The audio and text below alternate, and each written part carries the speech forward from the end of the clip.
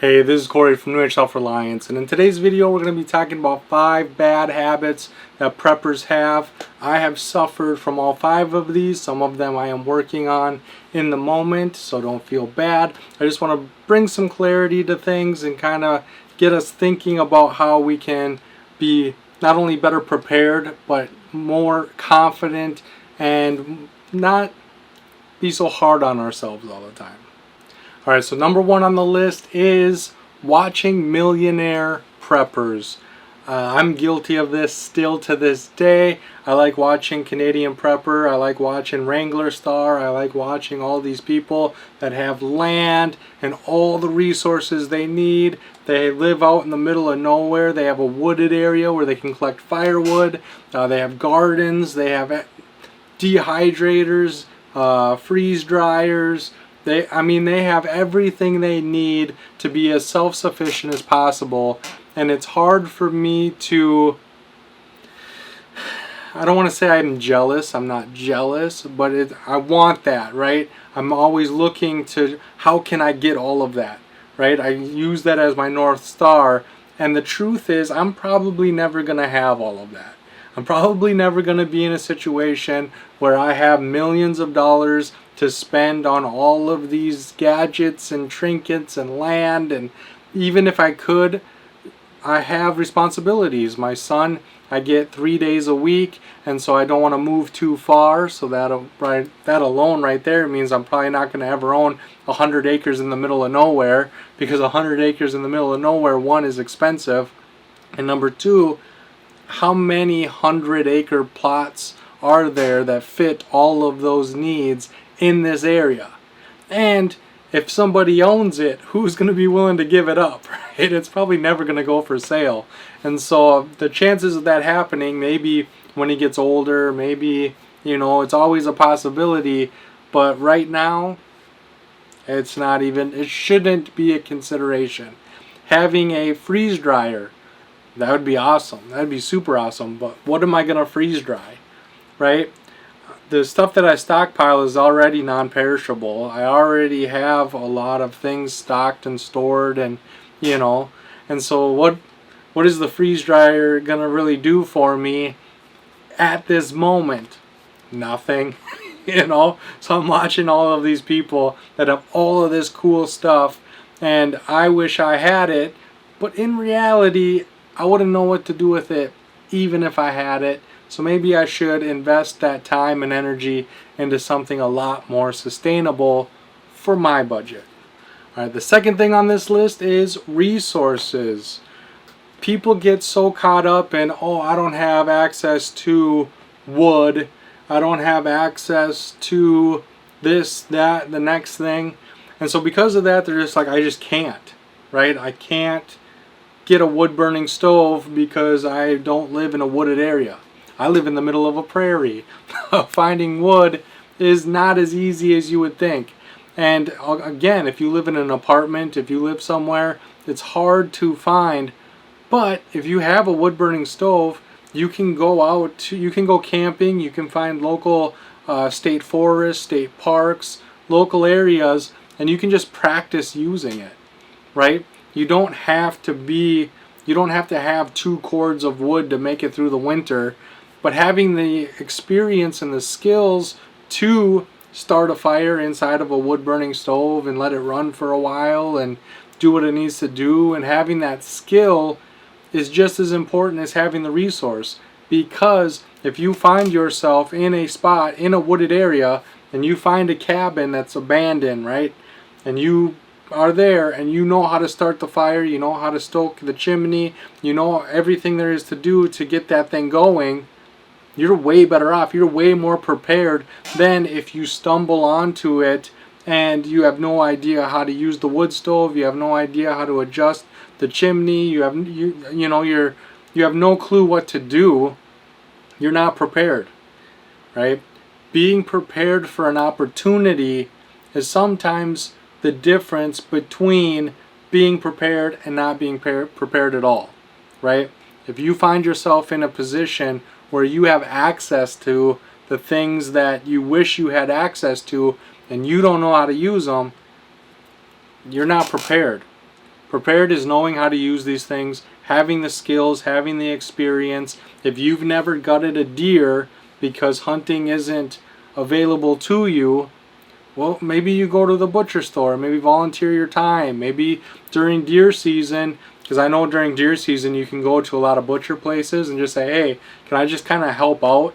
Maybe just sweep up or clean up or do something, and then you can watch how it's done, you can experience what they're doing, you can see the tools that they're using, because during hunting season they're swamped. And if they can have somebody just cleaning, right, it saves them a ton of time. It makes it so that they can fly through these things a lot faster, which in that world, if I have to butcher a deer and then clean everything up and then butcher another deer, that cleanup time sometimes takes more time than it does to butcher the deer itself. So if I can butcher a deer and then go and start butchering another deer while you clean up that station, and then I can just jump back and forth, I can almost double my profit, right? Because I can take in more customers because I have the help of cleaning and everything. And so if you just volunteer to clean and you see what tools they're using, you see, they probably won't let you butcher the deer, but at least you can see how it's being done. You can see the tools that they're using. You can see the process, right? And if you come back year after year after year, maybe they'll take the time to teach you. Maybe they'll pay you to come back. You can build those relationships, and then you can build those skills. And so even though you're not hunting, even though you're not the one doing any of that, if the opportunity presented itself, you could hunt and butcher a deer completely by yourself because you have the skills. And so don't let the resources that you don't have stop you from getting the skills. Alright, so number 3 is focusing on the doom and gloom, right? Total government collapse, martial law, earthquakes, hurricanes, tornadoes, just the worst case scenarios, a zombie apocalypse, right? Focusing on these things is fun. Being prepared for them is sometimes impossible, but it's fun to do. But don't focus on it completely. The power going out for a couple hours happens more frequently, so that's the thing you should be prepared for the most. You should at least have every single thing you need for that situation. Your furnace going out in the middle of winter can happen.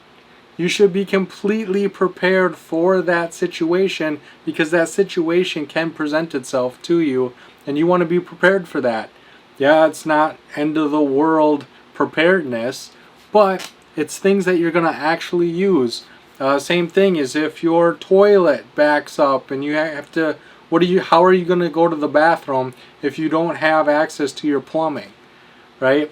How are you going to shower and rinse off if there's no water to your home because of maybe your pipes froze and they burst, or maybe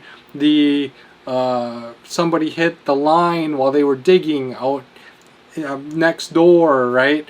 There's so many different things that could accidentally happen that aren't doom and gloom that you should be prepared for. These are things that could happen, have happened, potentially will happen, and so you want to make sure that you're not just focusing on the doom and gloom, because what happens is you focus on end of the world scenario, and so you start buying all of these things that'll help in that end of the world situation, but then when the power goes out, you realize you have flashlights but no extra batteries.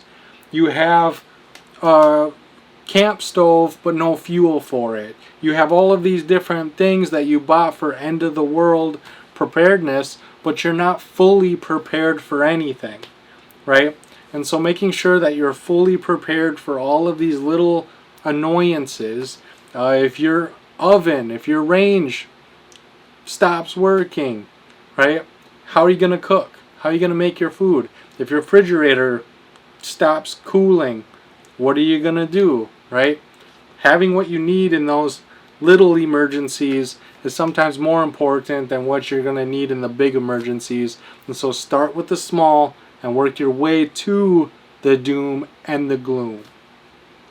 Alright, so number 4 is gear.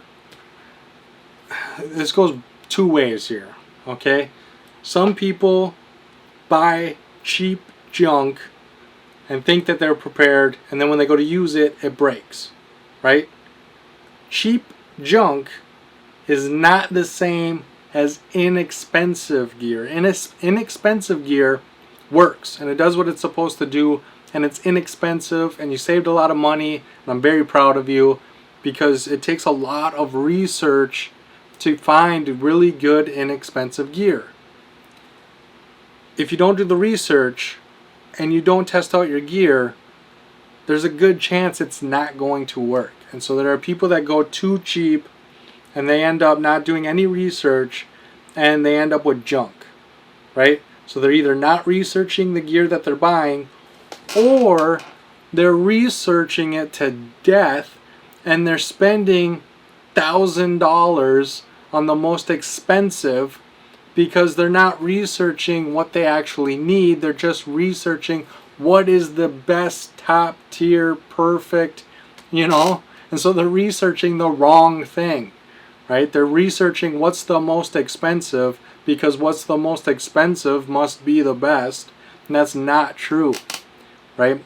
Most expensive can be just as junky as the cheap junk. There's a lot of things where you're spending a lot of money on the material and the look and the design and the look how pretty it is, right? You're buying a piece of art, not a piece of gear. On the other end, you're buying a cheap little toy, right? You're not buying a real piece of gear. You're buying a little trinket, right? Your gear, you need to study, you need to research, you need to take the time to be like, what do I actually need? What's actually going to work? What's actually going to fit my personal needs, right? Finding YouTubers with the same mindset, with the same interests, with the same body shape can all be ways for you to be like, oh, okay, I understand. This is probably, since, let's say that me and you are the same. If I like it, if it works for me, it's going to work for you. Let's say me and you are complete opposites and you hate every word I say, you hate every single thing I do, you hate every single piece of gear I show. If I show it, you don't want it, right? That is valuable information either way. You know what I'm saying? And so if you see somebody that you completely are like, everything that guy shows and I've bought and I've hated, if he's showing it, don't waste your money on it. If there's a person where you're like, you know what, this guy, every single thing he recommends, I buy it and I love it, and you have a lot of the same interests, if he's showing it, maybe you should get it. Maybe if that's going to fit a need that you have, you should get it. And so don't pigeonhole yourself into only buying what one person says, or the most expensive, or the least expensive, or research. Because there are going to be things where the person you hate loves it, and the person you like love it, and now you're in this dilemma of, should I get it or not? Well, do your research, do your homework, make sure you're following through multiple different people, multiple different opinions. We're all in this together, so make sure you're taking in as much as you can so that you're making the best investments on your gear and getting exactly what you need that's going to work when you need it to work. That's what's the key, most important, is it needs to be what you need when you need it. So do your homework. Alright, so number 5 kind of circles back to number 1, and that is going into debt to buy things that you don't really need. Right? You see people using these things and you're like, I need that in my life, and then you buy it and you put it on your credit card because you can't afford it, and then it sits in the back here in a tub or on the shelf, and I've never used it. and I know it works because I played with it when I got it. Right? I'm like a kid with a new toy. You know, I get a new toy, I play with it for a few minutes, and then I set it aside, and then I go back to playing with all my favorite stuff. Right? I've never grown out of that. But going into debt to buy things to, you know, just decorate your room, it's something that I still have a problem with. It's something that I still do. I still, you know, I'll see a video of somebody that's doing something, and I'm like, that would be perfect. That is exactly what I need. I own 2 shop vacs, and I almost bought a 3rd one today, and I stopped myself. I'm like, listen, I don't need it, right? Even though the DeWalt shop vac, the ultra quiet, seems awesome, I want it really bad. It's like $200. To buy one equivalent is like $400. And so it's like, wow, wow, wow, wow, wow. And I almost bought it. I almost went into the hype. I almost put it on a credit card. I stopped myself and I'm like, listen, I already have 2, right? I can save up the money and buy it without going into debt. Yes, I'm going to have to wait months. I might have to wait till Christmas. I might even have to wait till after Christmas, to be honest with you. But I have 2 shop vacs. I don't need to go into debt to buy more things to help me be more prepared, because I want a quieter experience inside the house. Because if the thing with a wet dry vac or a shop vac is you can suck up water, right? And so if my basement floods, I can use that to suck up the water, and I can save a lot of things from becoming damaged, right? And because it's so quiet, running it in the house isn't going to be such a nuisance, meaning I can run it with a pump. And so you can hook up a hose, a pump, and then a hose. And so I can run it as long as I need to run it. And because it's so quiet, it's not going to give everybody a headache. And it's not going to ruin everybody's day because this vacuum is so loud. You know what I mean? And so I was like, that is perfect. That is what I need right now. I don't need it right now. I don't even know if I'm ever going to get one, to be completely honest with you. But I fall for it all of the time. There is a reason why they call them sales pitches, is because they're throwing it out there because they know you want it. Right? They know you want it, and so they throw it out there, and then you, oh, I need it, I need it, I need it, I need it, right? Don't do it. Don't fall for the sales pitches. If you needed it, you would either be miserable without it, or you'd own it already. Alright? I have 2 shop vacs because I already fell for that trick once, and I almost fell for it again. And that's what triggered this video, is because you get into this habit of always looking for a better way of being prepared. And if that means going into debt, if that means having multiples of the same thing, I mean, how many knives do we have? I mean, if you look in your room or your closet or wherever you store your knives, how many knives do you own and how many do you use? I bet you the number you use is much smaller than the number you have, and I bet you want more knives, right? I'm guilty of it too. I literally stopped buying knives because I have what I need and more. If I never bought another knife for the rest of my life, I would still have what I need, right? And so you have to kind of pump the brakes a little bit. You kind of got to check your budget. Once I have the money, once I save up, once I have what I need when I need it, maybe I'll buy a knife, maybe I'll buy the shop vac, maybe I'll treat myself with one of these things. But I really shouldn't be going in debt for things I don't actually need. And so with that being said, in the comment section down below, I want to know what is technically your bad habit that you see not only yourself doing, but other people doing. Leave it in the comment section. I really want to know, because I want to prevent myself from making those mistakes. I want to not have those bad habits, because a lot of times the reason we have these bad habits is because we don't recognize them as a bad habit. And it's not until somebody points them out that you go, yeah, I suppose that doesn't really make a lot of sense, does it? Right? So hopefully there were some things on this list. Hopefully you enjoyed this video. It showed you some habits that you might have to break.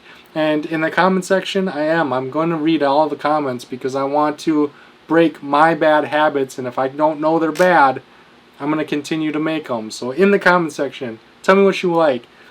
Like this video if you liked it. Thumbs it up. Subscribe if you haven't already, because I got a lot more videos talking about a lot more personal preparedness, self-reliance, self-sufficiency. I'm really excited. And so subscribe, and I can't wait to see you on my next video.